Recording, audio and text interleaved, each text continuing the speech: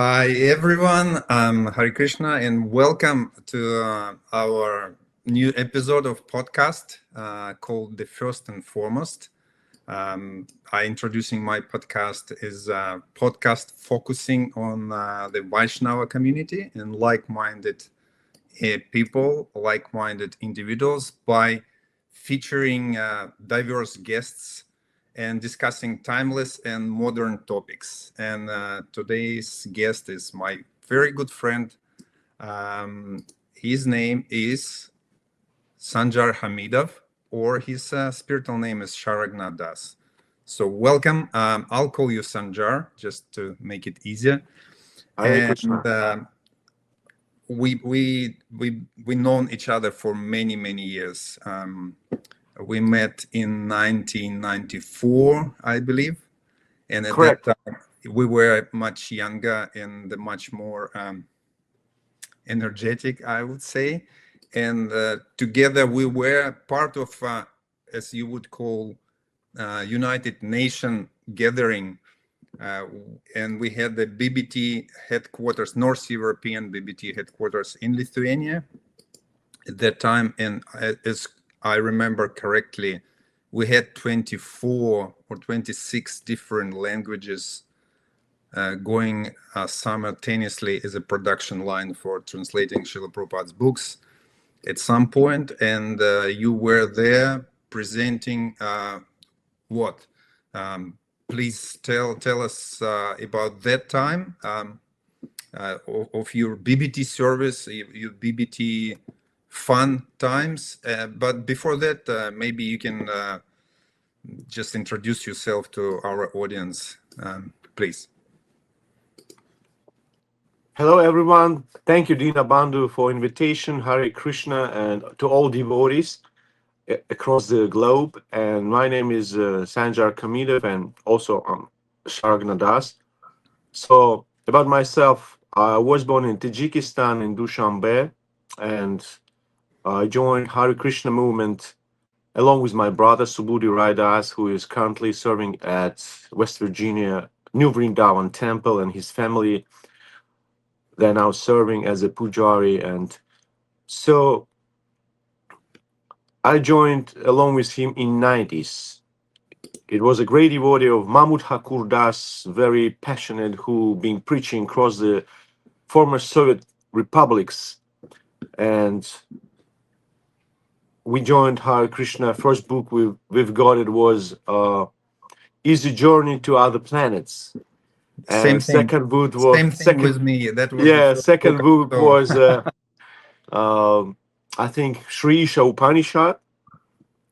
So I joined in 90s. I mean, actually, we met in 89. Mahmud Hakur Das, and he came with his old huge paintings.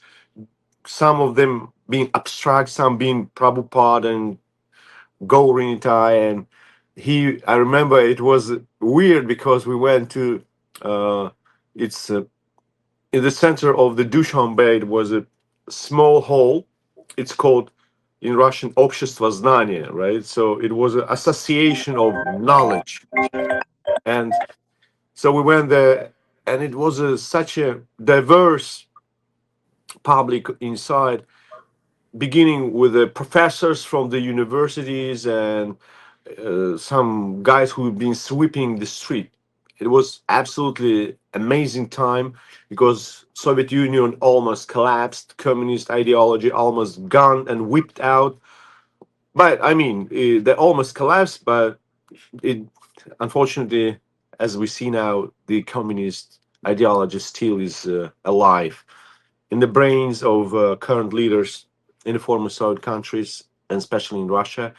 However, I joined Hare Krishna movement, and first Guru Maharaj I saw and got blessing was. before you go further, how was that possible to organize such gatherings at that time? Who was advertising, and how was it advertised at that time?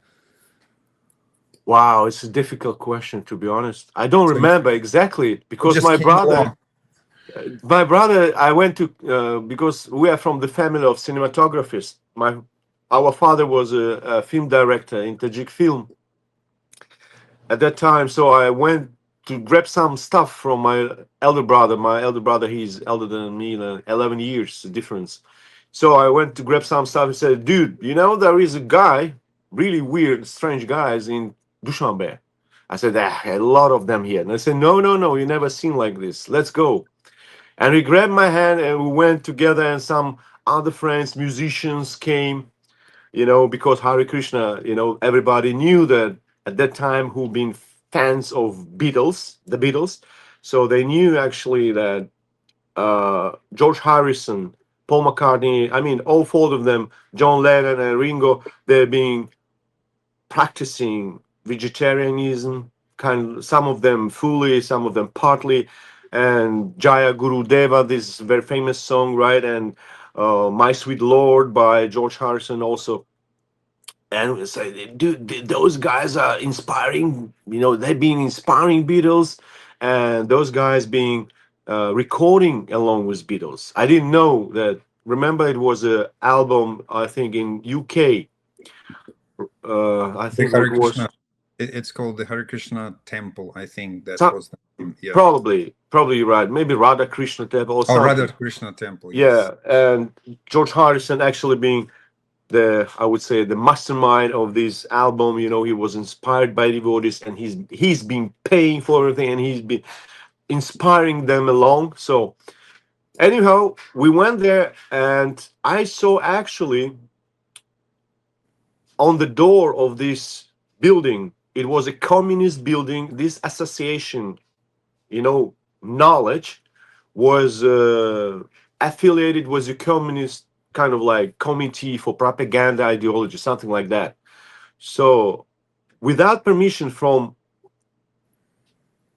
that, probably, I guess, in some communist guys, big bonzas, you know, they wouldn't allow us Yeah. together because, you know, but since the communism leadership was shaking already, some of them partly fell apart, so they allowed a different guys, you know, to come and give a lecture there. However, that association was meant to Propagate atheism. propagate atheists, exactly. So we gathered there. That's what I'm saying. The diverse public was there from different walks of life. I would say, you know, sweepers, janitors, and here we see the few professors, musicians, some, I don't know. So it was around like 40, 50 people inside, and Mahmoud Hakur start his first lecture, very short. He explained his paintings of self. Of course, he introduced himself as an artist, very famous. I forgot his name. I think Mikhail Shilov, I guess, something like that. It sounds familiar to you? Yeah. And we were sitting there, and then they start to sing. And all of a sudden, I don't know, our friends came with the guitars, you know, with the Tajik tablas. Somewhere they just appeared and they joined and been singing together. And at that time, I felt like a wave of energy from the scene, you know, like, wow. I said, wow, what an amazing kirtan is there. And then the second wave came with the prasadam, small, they call it Prabhupada bullets at that time in ISKCON, in former Soviet ISKCON in Russia.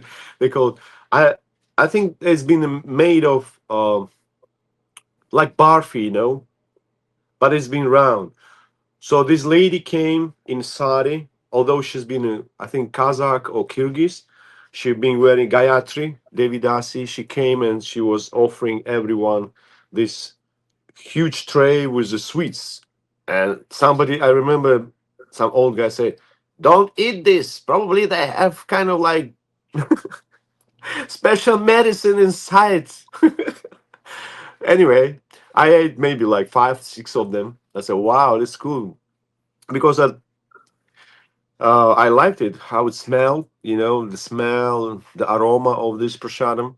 And then Mahmud Thakur explained what is prasadam, and they explained what is Hare Krishna mantra, and why we should surrender to Krishna.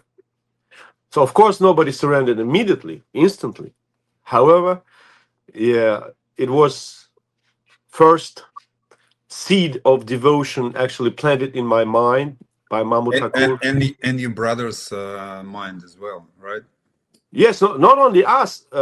I think out of that first lecture, let me guess, at least 5 persons start to on a weekly basis visit this flat they've been renting in Dushanbe and Sunday feasts.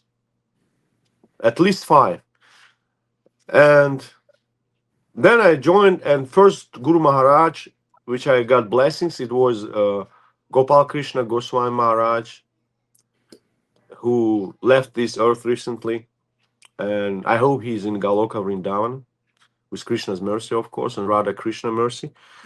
And Gopal Krishna Maharaj saw us in Tashkent, first meeting, and he said, "What's your name?" I said, "Sanjar." He said, "No, you're Sanjay." I said, because in Bhagavad Gita, Sanjay. I said, no. Guru Maharaj, you forgot letter R at the end.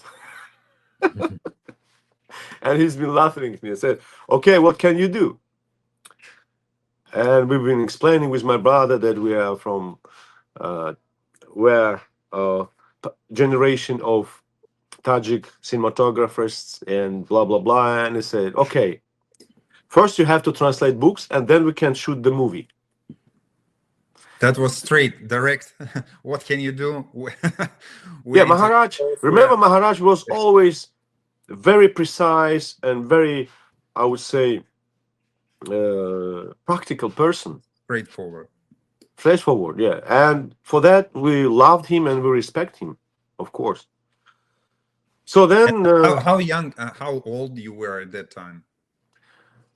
Oh, I was very young, actually. I graduated in 91, and we met Hare Krishna in 89. And first From the school, graduated. Yeah, I was in high school. Yes, I was in high school. And first we went to Tashkent when I was in the 10th grade. And almost 11th grade, I've been living in ashram with devotees. I mean, not all the time, not whole year, but I've been staying in ashram most of the time. Yeah, and we've been going to Harinam, Sankirtan. We've been going book distribution. We'll be going Food for Life. We were distributing prasadam as well. So then you pretty much dived in all the activities of the local temple. Just freshly graduated young guy from the school, you totally embraced all the lifestyle. What about becoming vegetarian at that point? Yeah, I became vegetarian like instantly. I quit meat eating instantly. And no drugs, no coffee, no nothing. I mean, all 4 principles for me was easy peasy. Although maybe some affairs with women, but not. You don't need to confess all the details here. No, I'm saying no sexual intercourse. I remember you, Śaraghna, when I saw you in '94. You were a young and handsome boy, and I remember you were leading Sunday programs for our guests in BBT, and everyone was like attracted to this young fellow who can speak English, who can sing, because you have all the talents. You can play musical instruments, and you were a very attractive candidate for this sort of things. So I was always wondering how you survived. You flattered me. Stop it. Anyway, this is mental platform, whatever.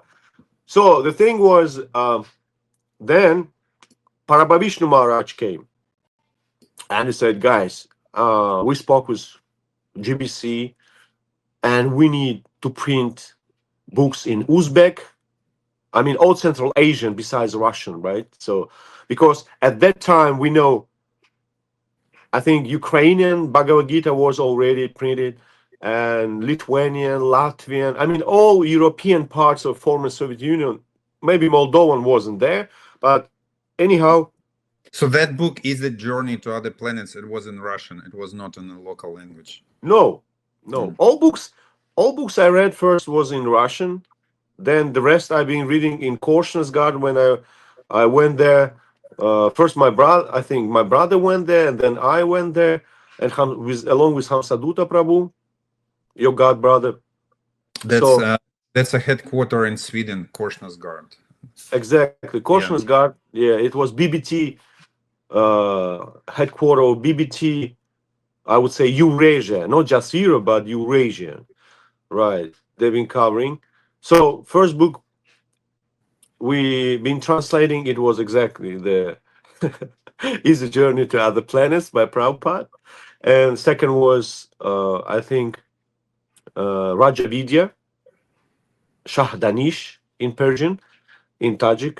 So it was Raja Vidya means king of knowledge. So, and then we told Prabhavishnu Swami that, can you get us some books maybe in Farsi, in Persian, or in Dari? At least we could see the terminology. Yeah.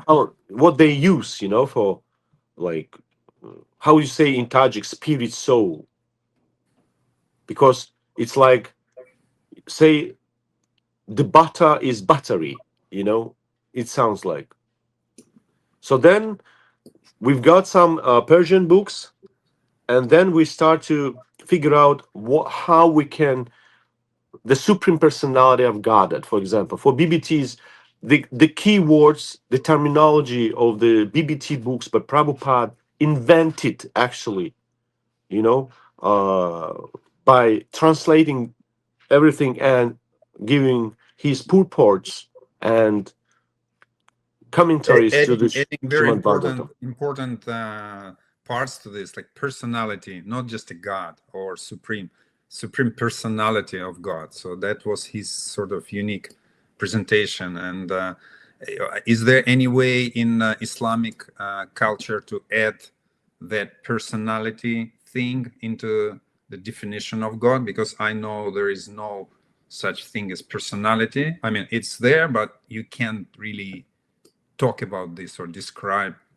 this. Exactly. So how you resolved those issues translating into Persian? Yeah, we've been struggling with this, and we spoke with many linguists and professional translator, with professors, with academics. We've been digging very deeply, me and my brother, and we had some other translators who's being the Jurajon. He was actually a teacher at the university, language teacher, Tajik language, classical Tajik language. But not to mention that Tajik is the same group as Afghan language, Dari, and same group as Farsi, Persian. So although there is difference, right? Mm. There is difference. We use more in Tajikistan. We use more Russian technical terms. In Afghanistan, they use a lot of British terms, and in Iran, they use a lot of French terms.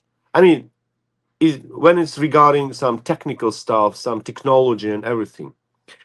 However, on spiritual level, we decided that we will not follow the Islamic terminology as they used to, because we were decided to go with the flow of Sufism. So Sufi tradition is very old Islamic tradition, which cultivates love of God, which talks about love of God, which talks about personality of God. And in mainstream Islam, I would say in Shia or Sunni, it's been a small orders of Sufi mystics, but they've been never welcomed by the mainstream mullahs and mainstream. Were they persecuted or just not welcome? They were just At some separate. point, yes, at some point they've been called heretics. At some point, of the history of Islam. They've been prosecuted and murdered in some countries. I heard that Haridas Thakur, famous Namacharya, he probably comes from that Sufi background as well before joining the Lord Chaitanya. So he was coming from that side of from that cultural background. To be honest, I do not recall this. To best of my understanding, I knew that he was from Muslim family, and he was Namacharya, and he was a very famous for chanting. I don't remember how many times, but he's been chanting the holy name constantly, 24/7. I asked once Maharaj, what is his name? Bhaktivedanta Maharaj. I asked him, did Haridas Thakur ever go into the bathroom, and eating prasadam?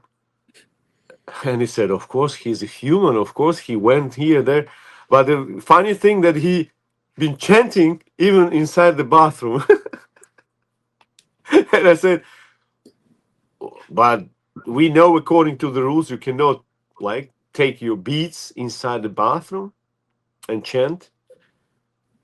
And he said, but Haridas Thakur, he didn't need any beads. He's been chanting.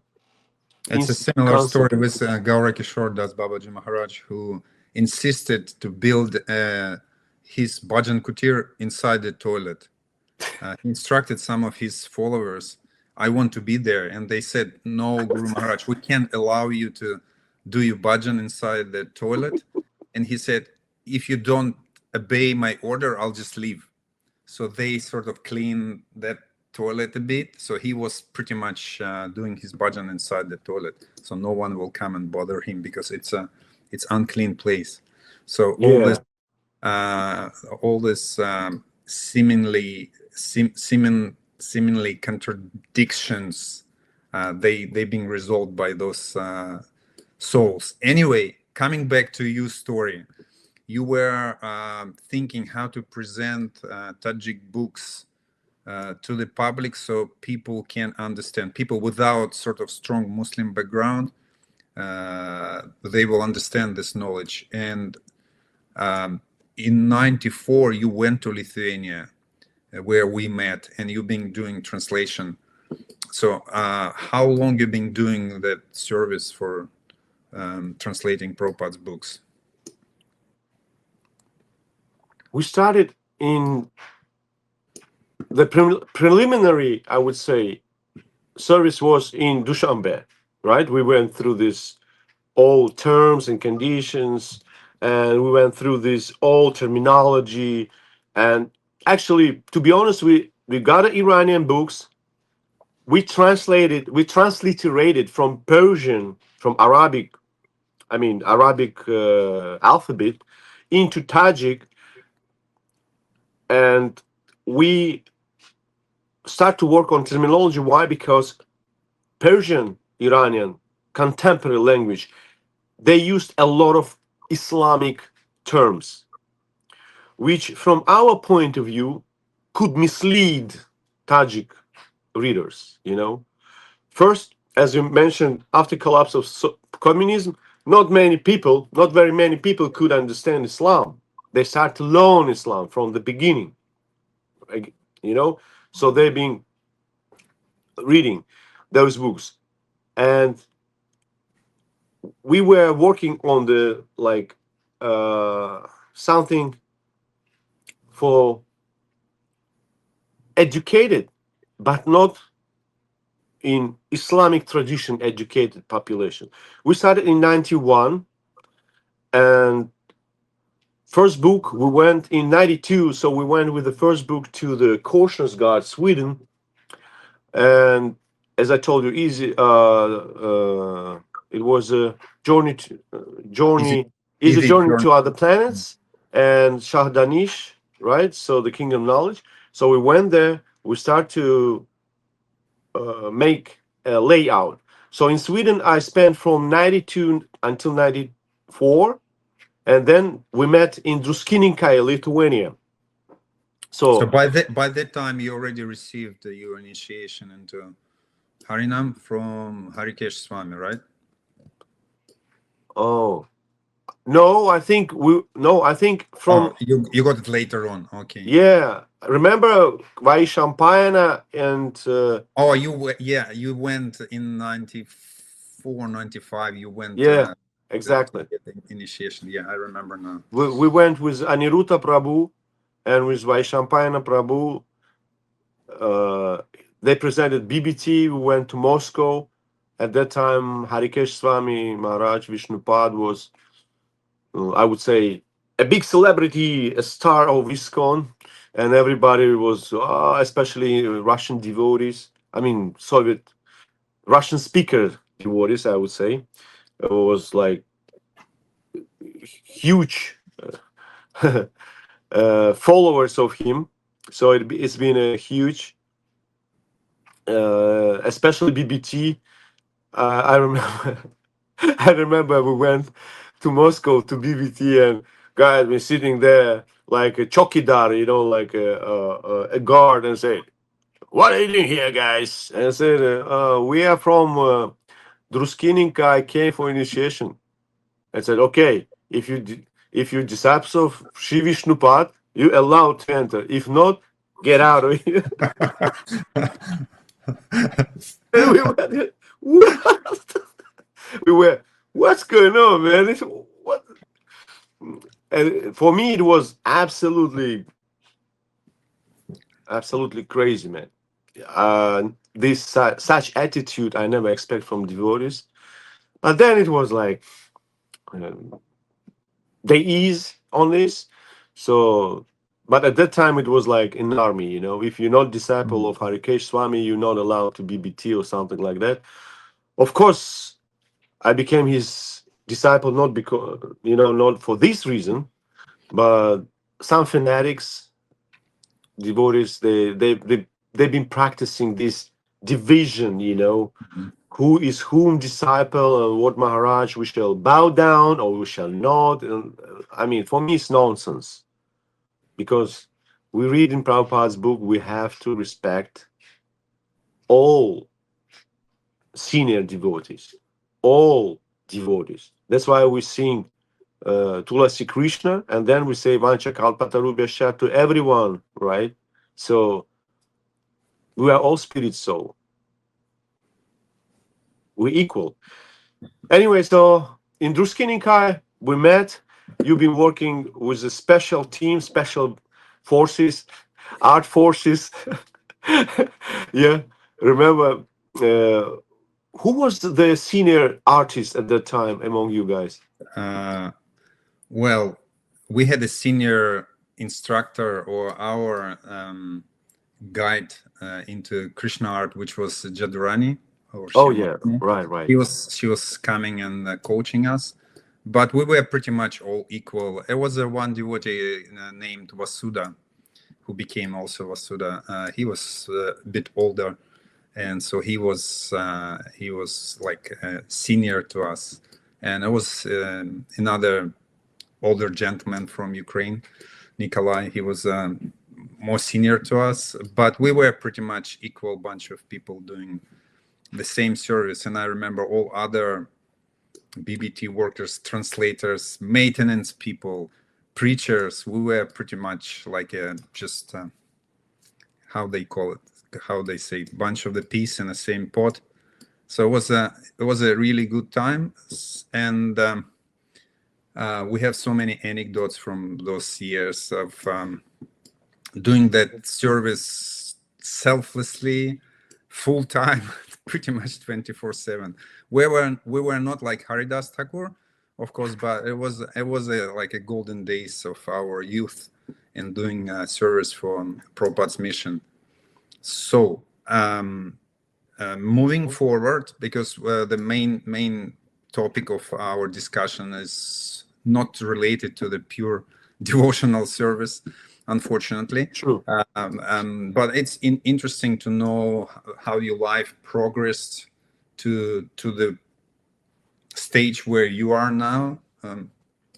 And as BBT, at some point, BBT was closing because of lack of finances, and Harkesh Swami left the movement from active service.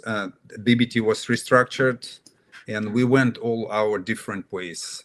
And I was keeping in touch with many devotees, and it was a huge gap in our communication a few years, because you went back to Tajikistan, I went to Sweden, and then God knows where. We went living in New Zealand for many years.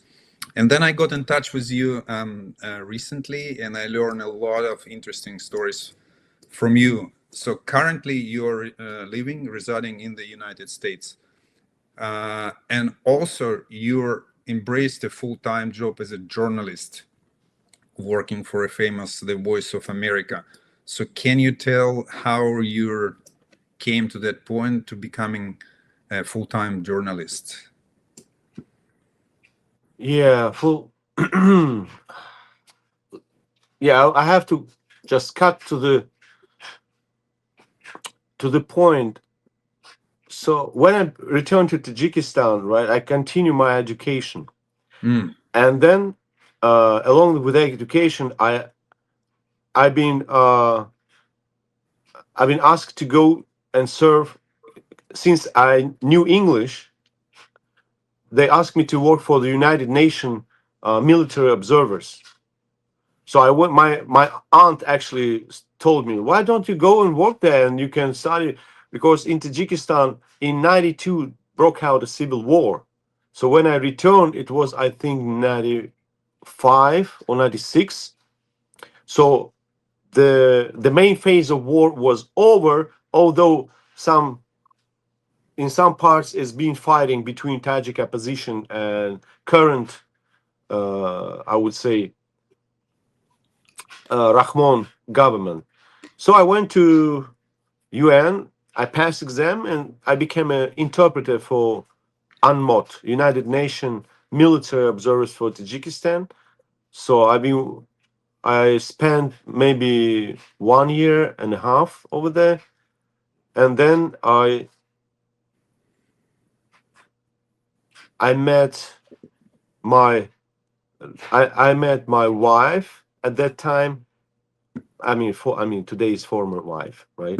So I met her, and her mother used to work for the Interfax, Russian, not at that time non-governmental news agency. Although we know it's everything being anyhow controlled by the Russian government, and so first my step in journalism was for TV company Peace, Mir. It was intergovernmental, like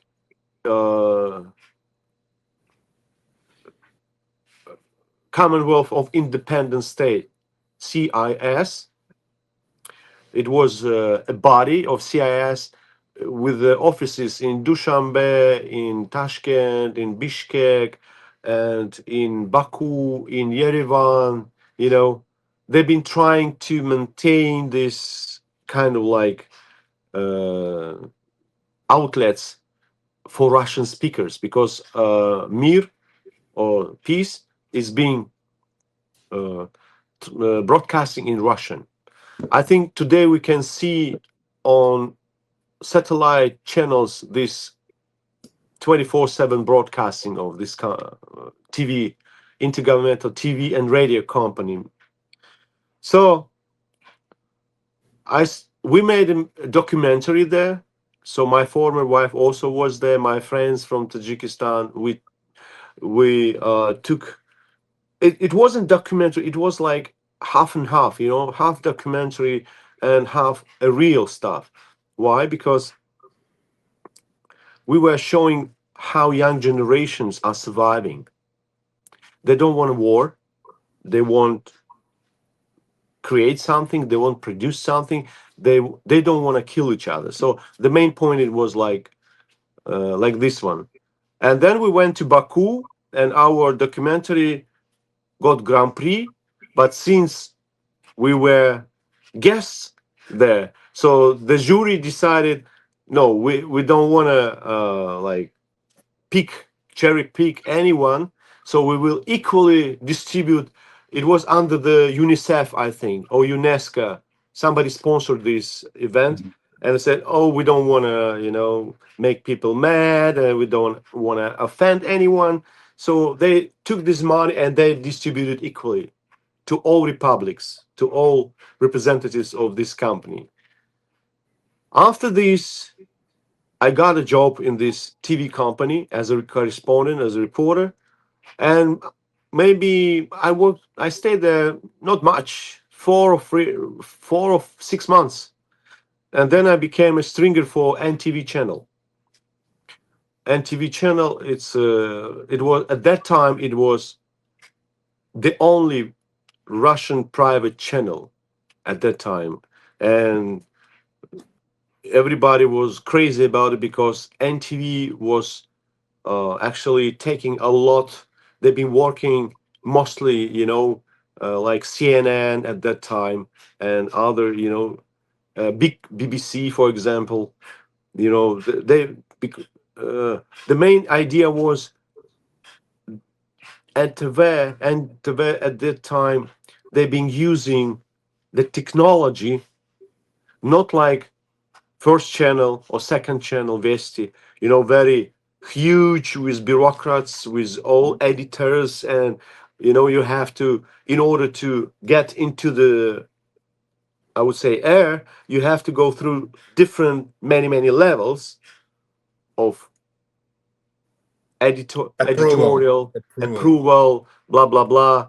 But on NTV, you call, I have this, that, they say you have 30 minutes to edit short piece, and after 1 hour, right, because NTV had news broadcasting almost every hour.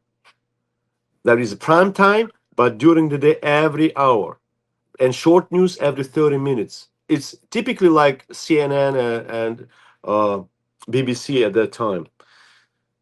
So Were they more like opposition or just like a freedom of speech, this sort of thing? It was a it period was, when yep, it was allowed to come to the people on the street and ask them what they think and broadcast it to the air. absolutely. It was during the Yeltsin time. Mm. Although some people today, they blame Yeltsin for collapse of Soviet Union, they blame Gorbachev. I mean, they blame everyone. And in fact, I heard some of the Russian politicians today, they called Yeltsin as a traitor Mm. because he sold Russia to Western countries and everything, this privatization and blah blah blah. But at that time, as a journalist, I'm telling you that it was a huge wave, and wind of fresh air. Even remember the Scorpions? They Yeah. had this rock composition, Wind of Wind of Changes. changes. Yeah. Yeah, Wind of Changes came during the Gorbachev, and it stays in Russia until Putin came in. Although even Putin got into the power in 99, 2000, some, Using the same sort of flavor of freedom and creating new Russia, so to speak. At yeah, some point, I remember Putin was even talking about joining NATO at that time. It was one of his agendas. of course. Yes, they had.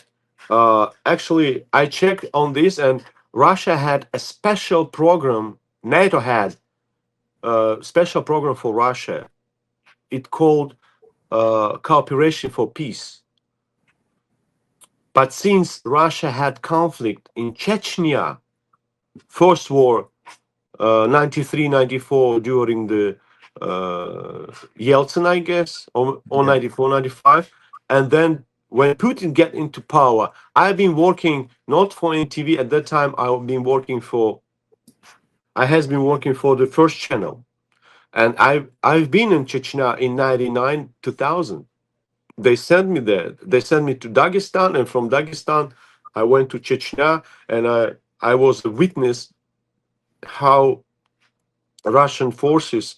It was also, by the way, special operation. Then in Russia, since 99, they never called any war. They never called war. They said it was a special operation or Of course. anti-terrorist operation.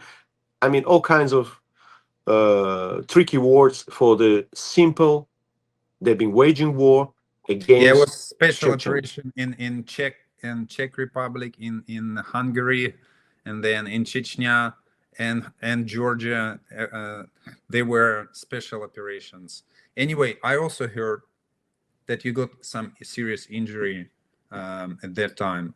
Can you share about that? Oh, right. I had injury during the. We were filming in Tajikistan. It was before the Chechnya war. It was 98, I think, or 97. I don't remember exactly.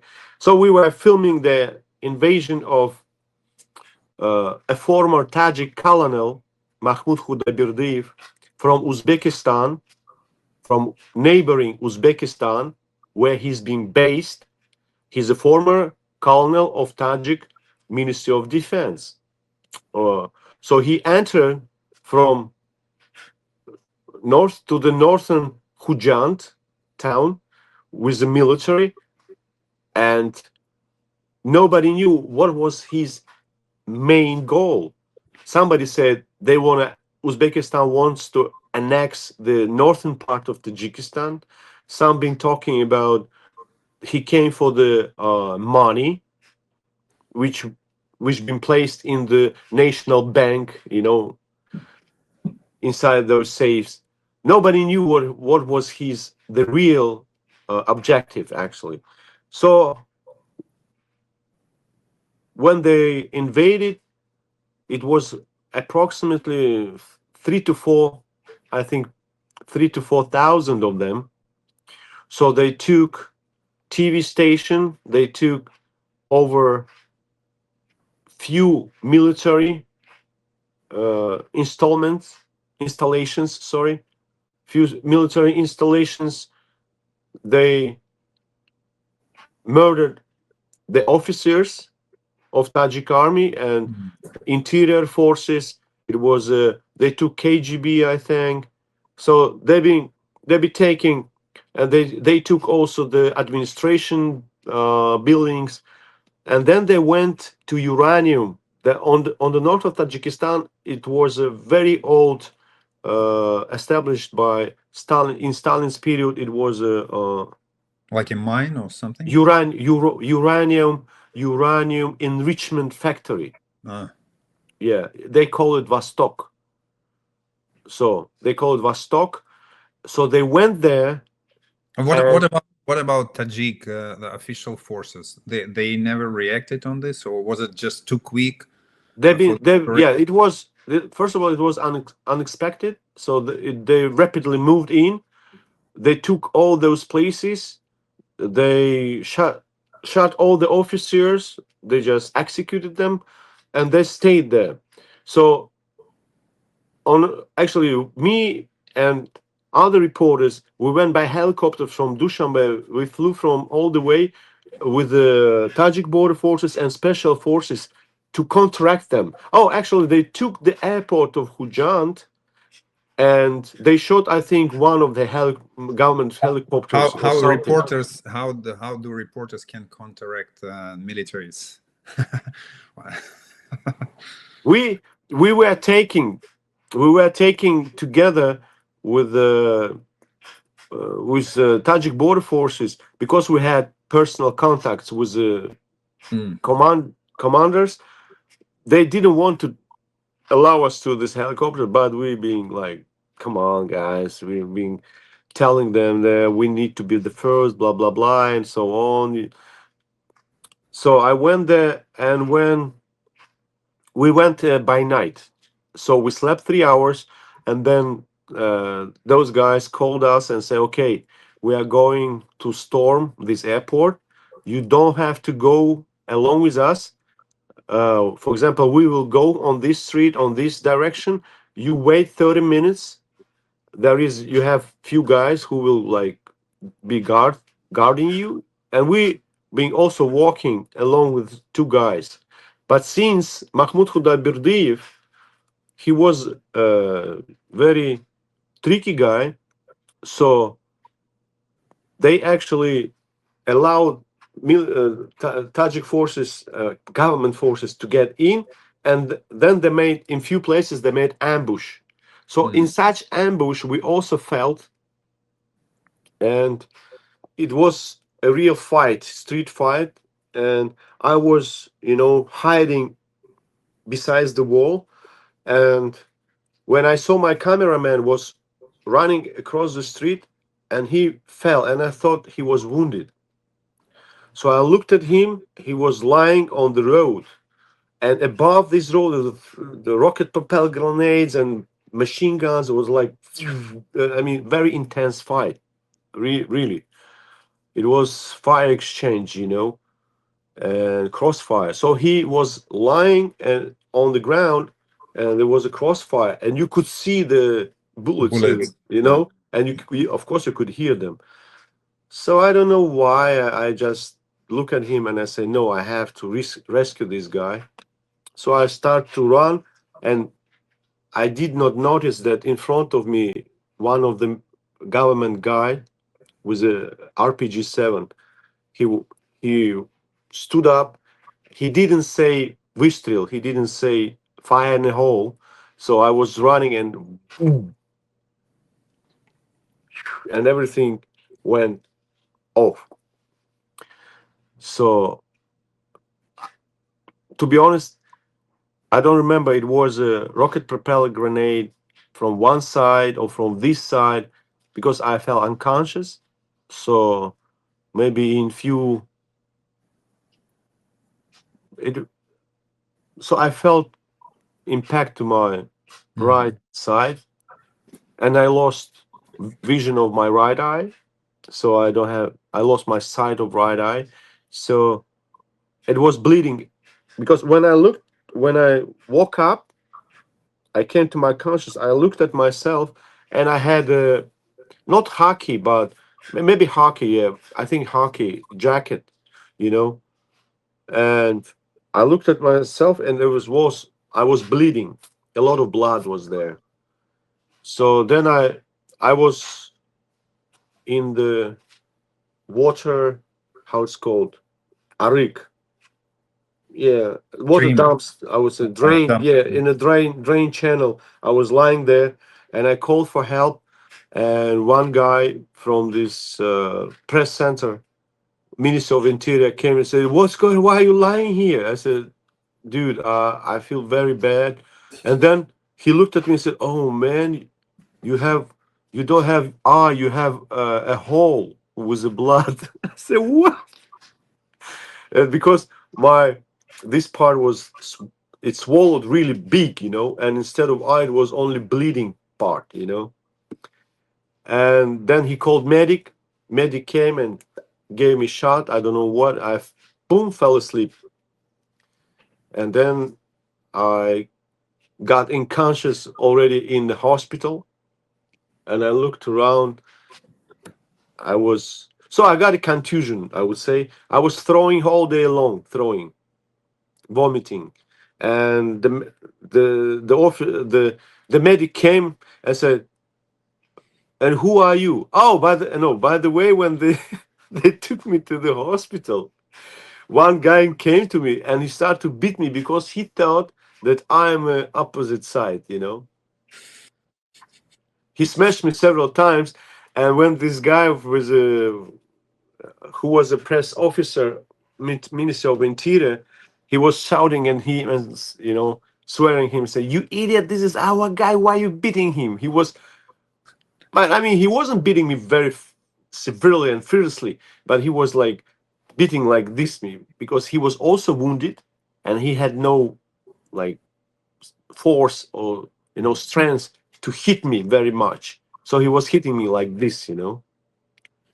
And this guy, you idiot, why are you doing? He said, he looked like them. I said, no, he's a reporter, you idiot. So Sanjar, I'll just pause you for a second.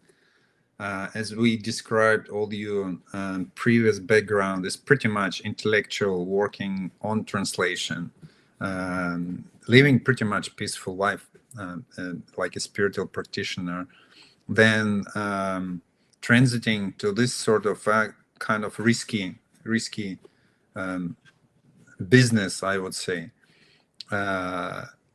What about your Krishna consciousness and the focus on sort of spiritual solutions within those type of situations? Were you trying to be sort of on the side of a spiritual vision, or you were pretty much just involved directly into your journalist business? So how was your, I would say, Krishna consciousness at that time?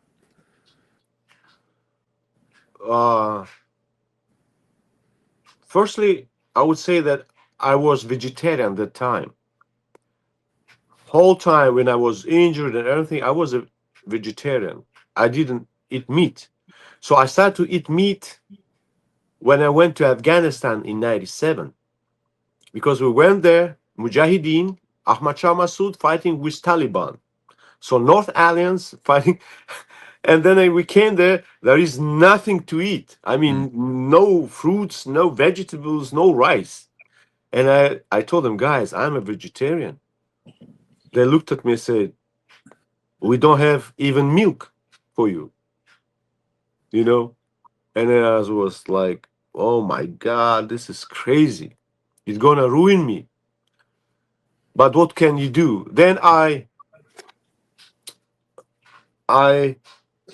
actually start to think and start to, you know, search in my, so I put my search engine on and I start to think, looking for the, not excuse, but did ever I heard about Prabhupada saying eating meat? And I remember someone, we've been preaching in Siberia, and someone, our devotee, I think Abhimanyu Prabhu, he said, when Prabhupada said to Vishnupad, go and preach in Russia or somewhere, or in Sweden or something, in Norway, and they say Russia, they don't have vegetables, fruits, we're gonna die. They have only meat and kartoshka and potato. Prabhupada said, okay, eat meat and kartoshka and potato, but preach. So I remember I said, okay, God forbid, please forgive me for this. And I said, okay, so in order to survive in Afghanistan that time, I started to eat whatever was there. Whatever was there. Yeah, it was chicken, I think, and it was sheep, lamb, chicken and lamb. So my perspective of I don't want to speculate and say that no, I was, when I've been writing my scripts, I was looking into the situation through the prism of Veda or Srimad Bhagavatam or Bhagavad Gita. That would be a lie. I don't want to lie. I'm saying, as a reporter, as a front reporter, as a field reporter, we don't have to speculate like today we see on TV. Guys are trying to not give you the raw facts. They're trying to give you agenda. So therefore we have this verb as TV reporting with a biasness. So for the field reporter, I don't have to be biased. We never, reporters, I mean, the real reporters, journalists, they never side with the government or opposition. They trying to show as it is, as Prabhupada called Bhagavad Gita as it is. So the high standard of journalism is to show the situation on the ground as it is, without your interpretation, without your biasness, without you making this agenda, and of course, not creating propaganda, what we see now today. Not only from the Moscow propaganda, we can see propaganda right now. I can honestly tell you that now I see in United States a real establishing propaganda machine by far right MAGA people, the Trump supporters. And honestly, it's so disgraceful and disappointing that I'm here in the United States living for 15 years, and this country gave me everything. They gave me refuge, they gave me asylum, and I'm US citizen. And to see how current administration turning the entire institutions, demolishing, institutions in order to create autocracy. They even have this Hail the King, a joke. Oh No, yeah. guys, you're not joking, guys. We know your intentions. I see your intentions. I saw it in Russia since Putin got in power. I saw it, I was witness in Tajikistan, how democratically elected leader Rahmon still in power since 1994 or 96. He is ruling the country almost 30 something years. Putin is still in power 25 years. And I'm sure Trump wants to rule as well, at least until he's dead. That's what I'm saying. I never understood this thing when the presidents are going for a second election. Like, I just can't understand why they do it. He had his chances to fix the America, and I was living in the US at that time. For 4 years, he haven't done anything extraordinary. And then talking about war in Ukraine, the war in Ukraine already were there. Like now he's saying, I will stop this war. Why you didn't stop it when you were president on your first term? Exactly. So, at this point, we will come to the discussion on the latest happenings in the U.S. politics, and especially what happened last Friday was a meeting in an Oval Office with President of Ukraine, Vladimir Zelensky, and Trump and his minions were there. DG Vance was on his left-hand side, and of course, there was a lot of coverage about this insane conversation which took place there. But from perspective of someone who is being practicing Krishna consciousness and had so much experiences, I'd like your perspective on what's actually happened and what will be happening now. And also you asked me to prepare some video clips which we can play after Great. I hear from you. So what's going on? I would suggest that we see at least one clip. Yeah. We listen, we talk, discuss it, and then you can play second clip. It will be easier for us to go with the flow. Okay, so we'll set the mood, and the mood is pretty much shocking. As I think the guy who is speaking is a veteran. I might be wrong, and a strong young man who is crying in front of a camera, and we'll see what he's saying. This man is fighting for his country. A sovereign nation got invaded. His people were dying. And this motherfucker talks about him wearing a suit. I hate this fucking country.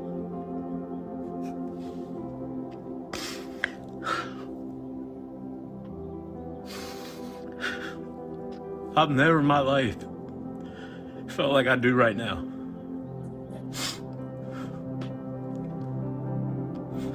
I don't give a fuck what he wears. This man has been respectful to every leader in the world. Everybody. And you clowns want to fucking do that shit to him when he comes over here. and then talk to him like shit and kick him out of the White House. You fucking disgraceful son of a bitches. Yeah, we'll please forgive us for the coarse language, but that's pretty much what's in the mind of many Americans. So please excuse us for the swearing, but it is what it is.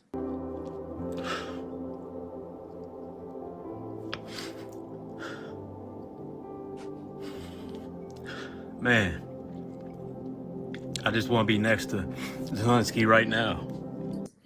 And I'll play another clip, which is pretty much in the same line. I want you to hear this. I want you to hear it loud and clear. You are not alone. We, as Americans, we stand with you. Regardless of what was said today in the Oval Office, regardless of the bereavement that happened that Donald Trump and J.D. Vance did to Zelensky, millions of Americans believe in your fight for freedom. We believe in your resilience. We believe in your courage. We know what you're fighting for. You're fighting for not only peace in Ukraine, but peace from around the world, because if Russia is not stopped now, they will push forward. And we believe and we see the sacrifices you make every single day. The fathers and mothers that are kissing their kids goodbye, not knowing if they'll ever see them again. These families are being torn apart as these men and brothers and boys and sons are going out to put their lives on the line because they know that a life under Russia is not acceptable. These families being torn apart, these innocent lives lost. We know all of this matters. And unfortunately, what happened today was not a way to honor those who've given up their lives to make sure that Ukrainians and us around the world are free. Because he goes on, but the message is there, and it's being thousands of videos like this going viral. Pretty much every video like this have a few million views. So coming to that point when the crisis hit the Oval Office, you witnessed that the full-scale war in Ukraine took place 3 years ago. Can I ask you what you were doing in 2022, and what was your reaction on what's happened in Ukraine?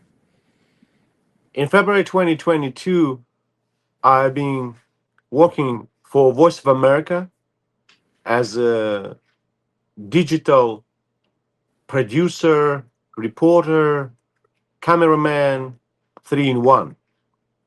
I've been filming, taking interviews, writing scripts, editing, and in February 2022, our team was working 24/7 since that day. We've been following each and every minute what's going on, always in the chat, contacting each other and sharing information, and chief editors telling me, could you please go and get some comments from the U.S. congressmen, congresswomen, from the scientists, politologists, analytics, military, you just name it. So from the very first day, a full-scale invasion of, I'm guessing it was 135,000 Russian military troops, or maybe today I heard some of the analytics says that it was almost 500,000 full-scale invasion.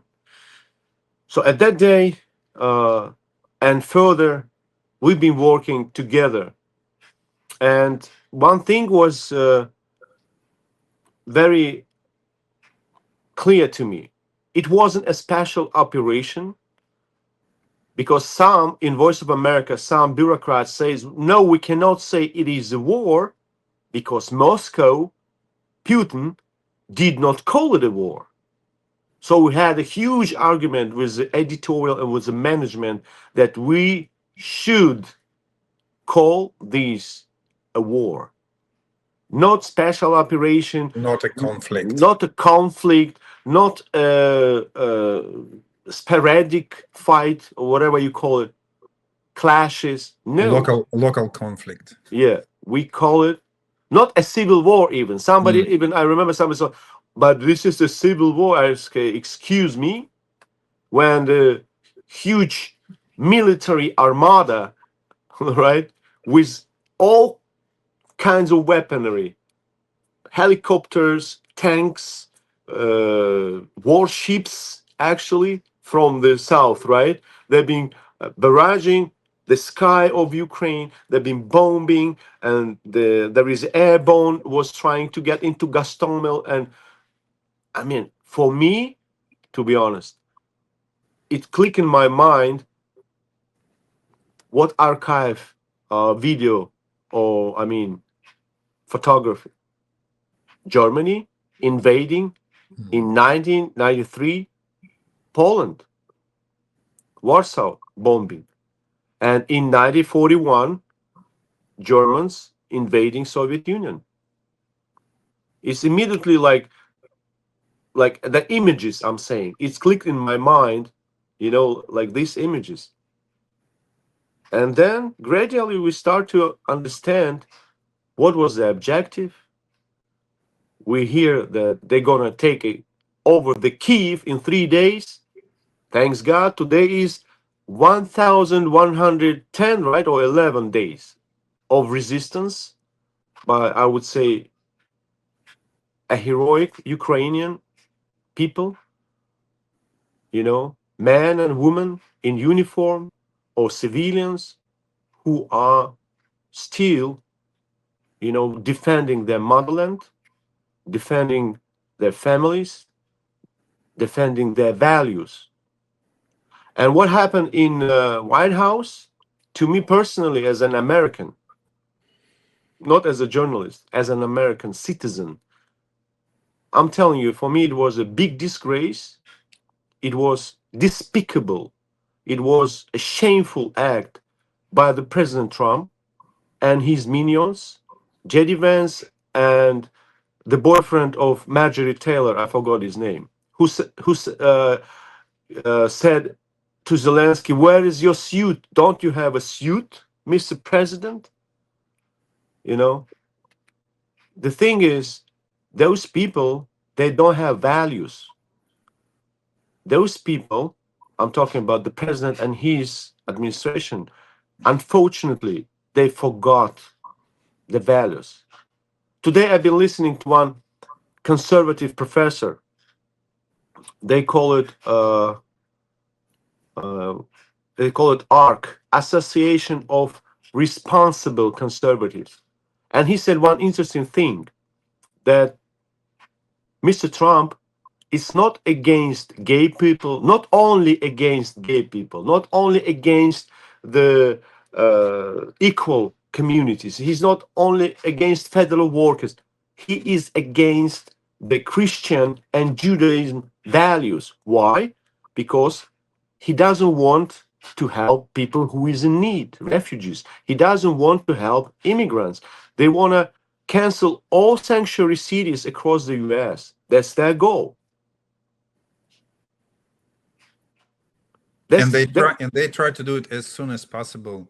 As soon That's as correct. he got into the office, within 1 month, he made so many crazy decisions, including the latest thing that they will withdraw any help to Ukraine, plus everything happening under the Musk supervision, and the Americans are not happy with what's happening there. Can I ask you about the devotee, Hare Krishna devotees? As I know you have some friends there in the US. Have you spoken to some of them? How they react on this? Most of the devotees, they are, to be honest, Trump supporters. Unfortunately. Interesting. Many devotees I spoke to, even former Soviet citizens, they are supporting Trump. I asked them why. because they do believe that Democrats in the United States are leftish. They think that Democrats became a socialist and they hate socialism. They need And to be they, radical. So how is it correlates, or how is that talks to the philosophy of devotees and the Trump's right views? Why I do you mean, think they relate to Trump? they relate to Trump as a savior from America becoming a fully socialist country. First of all, it is, I don't know, I don't want to use this word for devotees. I don't want to insult anyone, but I'm saying there is something maybe missing in the chain of logic inside some devotees' brain. Not all of them. Some devotees really support Ukraine and they clearly see who is victim and who is aggressor, you know. But the thing is, Trump, MAGA people, and he himself, they've been, I don't know, somehow influenced by the Russian propaganda and special ops people who's being targeting particularly conservatives. Why I'm saying this? Because I remember, like, before the invasion, the full-scale invasion, actually war started in 2014, as we know, when Russia annexed the Crimea. War didn't start in 2022, as many people think, but actually from my perspective, it started in Like 2014. DJ Vance, he only saw Ukraine on a Google Maps or something, on a Reels. That he said, yeah, I know everything. So yeah, I don't think he been following this subject since 2014. He was actually criticizing Trump and doing all sorts of crazy things. But now they are experts. They know everything about the war. Anyway, carry on with Right, absolutely. For me, it was really surprised when I talked to senior devotees, Prabhupada disciples, and they say, it's great, make America great again. I say, Prabhuji, how it come along with our idea of spiritual freedom, everything. And the interesting, actually, argument are being heard is that Krishna and karma, if Ukraine is suffering and Russia is suffering during this war, it's kind of, they have an argument of, remember, by the end of Kurukshetra, why Kurukshetra happens, and by the end of Kurukshetra, Krishna departed, and then all Yadavas kill each other because of drinking vodka, or I don't know, rice vodka, whatever you call it. And they say that was a plan of Krishna. And I say, excuse me, don't you think that Putin's invading Ukraine aggression is a plan of Krishna? And I said, of course. If you come to a level and you see everything, every aspect of your life and surroundings, you know, the chain of some situations and occurring, you know, like stuff around you, that means without will of God, even grass not shaking, they say. Well, you know what, Sanjar, at that point, when I hear arguments like this, I tell directly to those people, how about if the rocket will hit your house, or your Bhajan Kutir, your little house where you chant Hare Krishna, you went to the toilet and then you come back, there is no house. And by the way, you are 3 and 9-year-old granddaughters were also killed a few minutes ago. Will you accept this as a will of Krishna? And they start sort of objecting, like, why you say this? You know, when they very uncomfortable when it comes to their own comfort and their own situation. And none of them reply to me, yes, I will accept it as a will of Krishna, because that's a big contradiction. They mixing up the karma and Krishna's will and their philosophy, and they don't know that Krishna never sanctioned any war, and that's why Krishna kills a lot of demons. Why would Krishna will kill demons? Because he's the God. He don't need to kill anyone. So through the Vedic literature, we have so many lessons directly from the Supreme Personality of Godhead. And now those philosophers or senior devotees, as you call them, they just twist this philosophy, and they do not passing the test of life, as I would say, because the happenings of war is somewhere else, and they can peacefully, you know, make assumptions or give instructions. But as soon as as the problem comes directly to them, their card being stolen, they will call police immediately.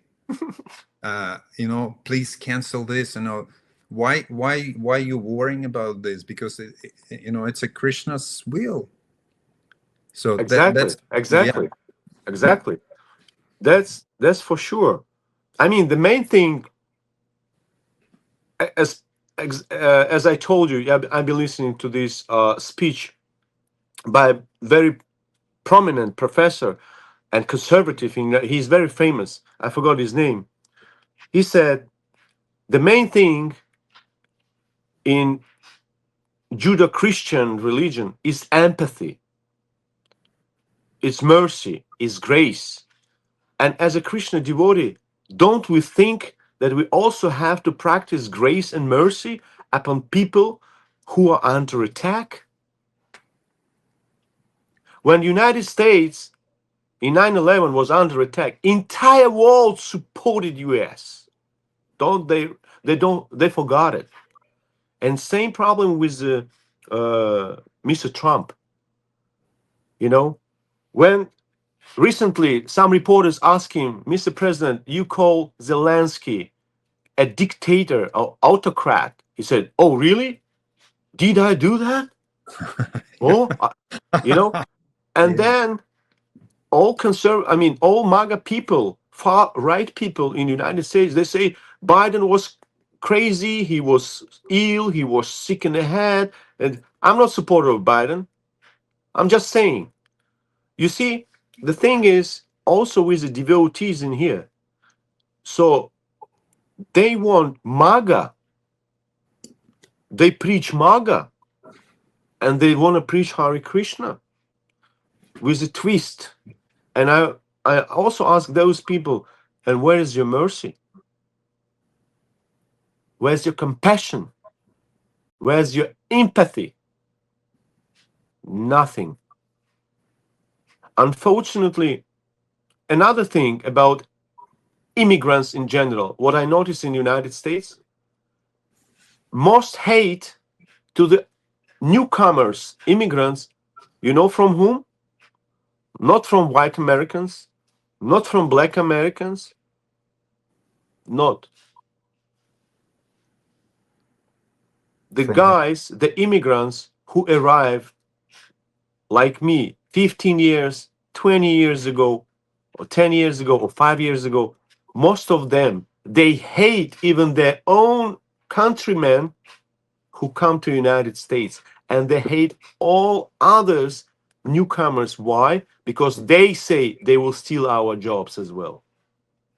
So we have neo-Nazis or far left people who's been marching, I remember, in Charlottesville with the torches and chanting same motto as Nazis in Germany in 1939 being chanting, blood and soil. You know, Jews, you're not gonna replace us. You know,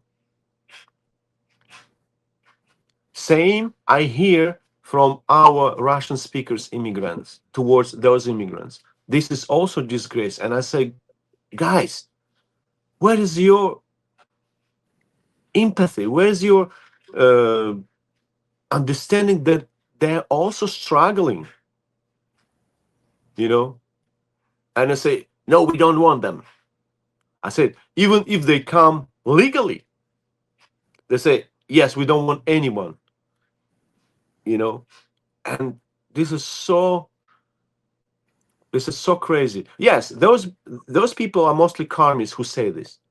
But to be honest, I seen myself some devotees have the same attitude, for example, in the ashramas towards devotees who came from India or from Ukraine or from Russia. You know, sometimes they don't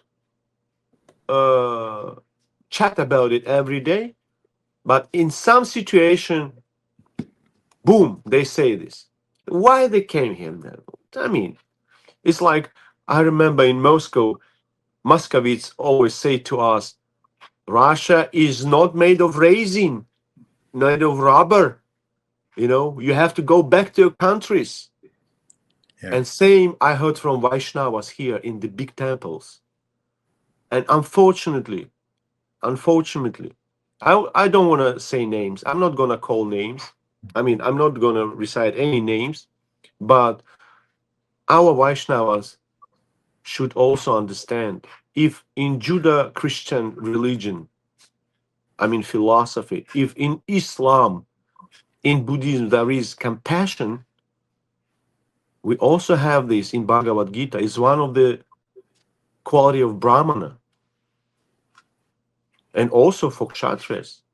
You know what they say, most of them, when I ask about what about empathy, they reply that we do the good for everyone, chanting, spreading the holy name, and that's the only solution we can offer to this crazy world, because they say, you know, the Kali Yuga, there is no right or wrong, everyone is demoniac, as they labeled the war in Ukraine. It's like demons are fighting with demons. And Exactly. it's a Here we go. very common definition. They just say, you know, there is no right or wrong, which tells me that devotees never actually learn from Shastra that there is a Krishna Dharma. And what is Dharma? They never learn about following dharmic actions. They want to jump into the highest platform when they don't even deal with this material world. But it doesn't work like this in the current situation. And I'm telling to the viewers who will see this podcast episode and who don't know that along in Ukraine, in the Hare Krishna community, we have 40 plus devotees who gave their life defending their own country. So if you consider the size of your local yatra or temple in your city, that would be the whole population of your active devotees being killed within the 3 years of a full-scale war. And the most of devotees, they don't know this statistics, that in Ukraine, devotees are part of that resilience, the part of fighting for freedom, fighting for their faith, and defending their temples, defending their deities, which were hidden in most of the temples, buried, as the Vaishnavas in Vrindavan did a few hundred years ago when the Muslims came. They've been hiding their deities. So that's what's happening in Ukraine right now, and all those MAGA oriented devotees, they don't care about this. They pretty much doing their own business. As a Trump, he want to return money to America. That's his objective. You know, we gave you so much money, we need to return the money, and that's his mission. He don't care about empathy. So I have a question for you. Is there any Sure. real possibility that the current president of the US would push Ukraine into negotiations with Russia, Absolutely. using maybe unfavorable terms? Will he do something? After he asked Zelensky to leave the Oval Office, what can be the scenario? What do you think? Wow. Very tough question. This gentleman is unpredictable. He's like psychopath, with a hand grenade. You never know where he's gonna throw this hand grenade, to be honest. So I do not trust him. I do not trust his administration. I do not trust Elon Musk either, who is, I don't know, under what kind of influence. He's taking pills or something else, maybe strong, very heavy drugs, I don't know. But his behavior, his manner, how he talks, how he walks, what he's doing, he's doing Hitler salute, Ziga, twice during inauguration, and everybody then say, no, no, no, no, no, guys, this It's is his not what do you think. Yeah, I it's say, a hard feelings expressing, from the heart. yeah, to all yeah. of you. And then recently, actually, I saw another two very prominent MAGA people, Steve Bannon and another, I think, congressman or something. He also, on the CPAC, they've been also doing this Nazi salute. Thing. Yeah, Ziga. We call it Ziga. They've been zigging and they've been saluting, I don't know whom. I know that this actually, Germans took it from the ancient Romans. Ancient Romans been saluting this to the Hail the Caesar, they've been calling. Hail the Caesar. You know, Germans took it to their own Führer, Adolf Hitler. And now those people are saying this, make America great again, and doing this Ziga. And then showing to their king. As I told you, they have this Motto. they have this, I don't know, meme of Trump in the crown, and they have this signature of, saying motto, saying "Hail the King." So the point is, with autocrats and especially unstable personalities, narcissistic, egocentric, and I think psychologically, I mean, not stable at all. You never know where he's going to turn. However, I do believe in the checks and balances. I still do believe they not succeeded. It's not demolished yet. I do believe that goodwill of Congress, goodwill of U.S. Congress, congresswomen, congressmen, and senators can stop this madness, can stop disgrace by Trump administration, not only against Ukraine in favor of Moscow, but also against our neighbors, Canada and Mexico and South. The thing is, these, I would say, crazy ideas of taking over the Greenland and fighting with the Norway or Denmark. Yeah, I think Denmark. Denmark. Yeah. Yeah, I mean, sorry. Yeah, with the Denmark, we heard the response from Danish people, Danish legislators, and Danish politicians. The person who comes to destroy everything, and then he says, we're going to destroy and build America great again. As he want to build a Gaza and all this. Exactly. Again, within a month, he got so many crazy ideas, all these controversial statements, and it's just been a month, and he already destroyed what was done previously in terms of helping Ukraine to sustain the war. And we don't know what's going to happen. I mean, the Ukraine is uniting around the European allies, and as the representative of Poland, I think a couple days ago, he said, how is that possible that we are European people of 500 million people cannot help Ukraine, or like we depend on the 300 million Americans to defeat 150 millions of Russians. So he said we should be united. So I think that's what will happen in terms of international support. I mean, the United States did not cancel immediately their support to Ukraine, and hopefully they will not, but there is a big chance he will do it in the near future. Yeah, as far as I read in news today, on news they say the only thing they cancel immediately, it's a cyber command of DOD, Department of Defense. They canceled all operations against Russia. I mean, does it mean gathering some intelligence information, or it's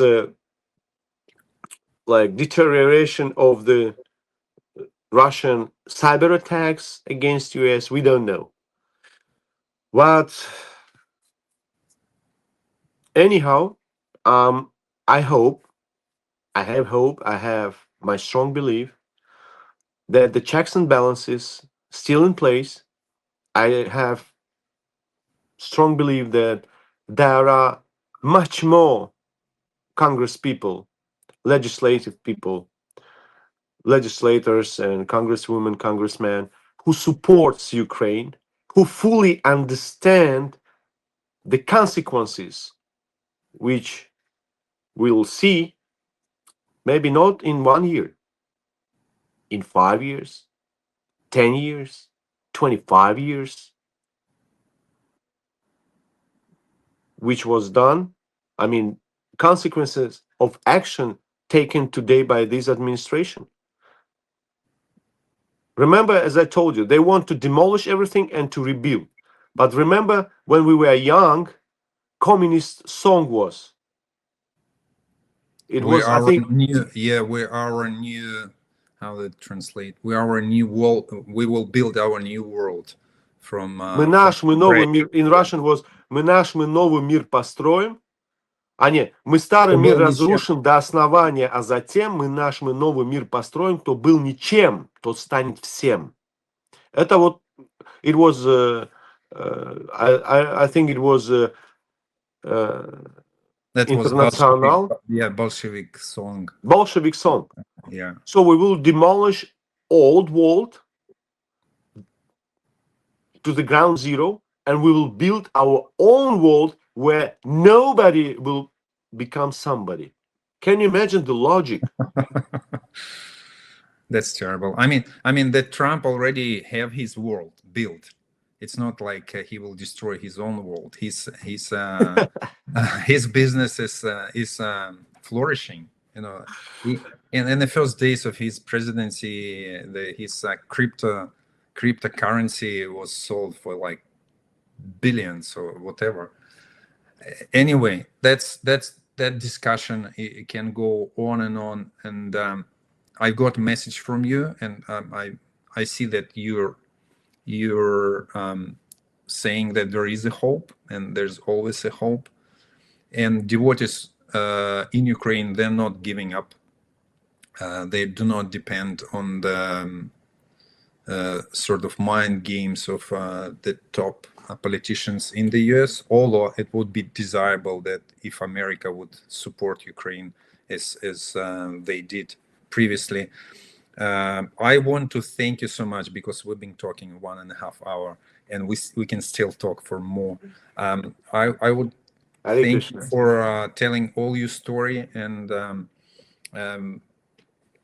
thank you for coming to this podcast. At the end, I would like to share with the viewers or listeners the link which they can use of supporting Hare Krishna devotees in Ukraine who are currently fighting on the front lines, and they being strict vegetarians. It's not Afghanistan there, but it is difficult, somewhat difficult to get a full meal for those who are doing military service.